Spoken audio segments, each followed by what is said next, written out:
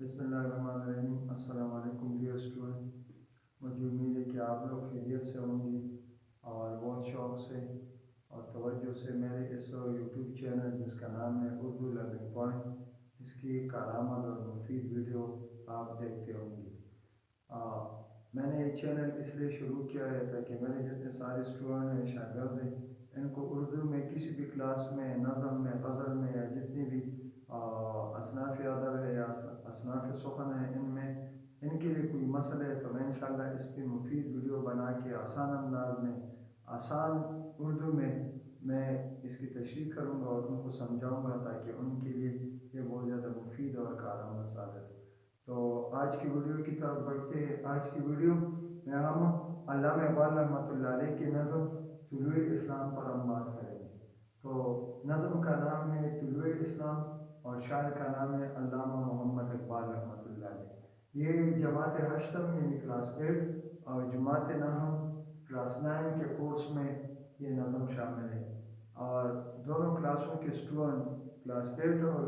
Class 9 کے student, یہ ان کے کورس میں یہ نظم شامل ہے اور وہ اس امتحان کے لیے اس کو تیار کر سکتے ہیں اور اس ویڈیو سے مدد لے سکتے ہیں۔ تو دیکھیں، یہ نظم علامہ محمد اقبال نے 1923 میں یہ ایک طویل اور بڑی نظم جو ہے یہ آپ نے لکھی، اور ہندوستان میں انجمن حمایت اسلام کے سالانہ جلسے میں یہ نظم آپ نے پڑھ کر سنائی۔ تو اس نظم کا پہلا شعر ہے: خدائے لم یزل کا دست قدرت تو زباں تو ہے، یقین پیدا کر اے غافل کے مغلوب گماں تو ہے۔ خدائے لم یزل کا دست قدرت تو زباں تو ہے، یقین پیدا کر اے غافل کے مغلوب گماں تو ہے۔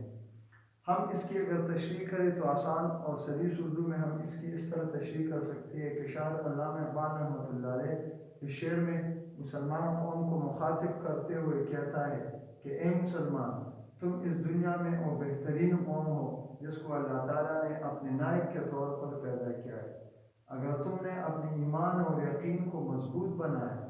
اور شکوک و شبہات پر قابو پا کر اپنے ذات پر بے اعتمادی ختم کی، یعنی شکوک و شبہات سے باہر نکل آئے اور اپنے ایمان اور یقین کو مضبوط بنایا، تو تجھے وہ مقام اور مرتبہ حاصل ہو جائے گا کہ تو اللہ تعالیٰ کے قدرت کا ہاتھ اور اس کی زبان بن جائے گا، اور اللہ تعالیٰ تیرے ذریعے اپنے مخلوق کی، ساری دنیا کے انسانوں کی مشکلات اور پریشانیاں ختم کر دے گا۔ حدیث قدسی میں آیا ہے کہ آپ صلی اللہ علیہ وسلم کا ارشاد پاک ہے کہ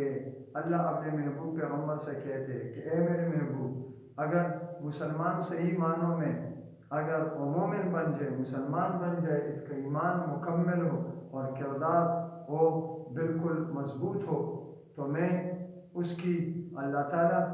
یہ مسلمان کی آنکھیں اللہ کی آنکھیں بن جاتی، مسلمان کی زبان اللہ کی زبان بن جاتی، اور مسلمان کے ہاتھ اور پیر اللہ کے ہاتھ اور پیر بن جاتے ہیں، اور پھر اسی مسلمان کے ذریعے اللہ تعالیٰ تمام دنیا کے مخلوقات کی ضرورتیں اور پریشانیاں ختم کرتے، ان کی ضرورتیں پوری کر دیتا ہے۔ دوسرا شعر ہے: پرے پرے ہے چرخ نیل فام سے منزل مسلمان کی،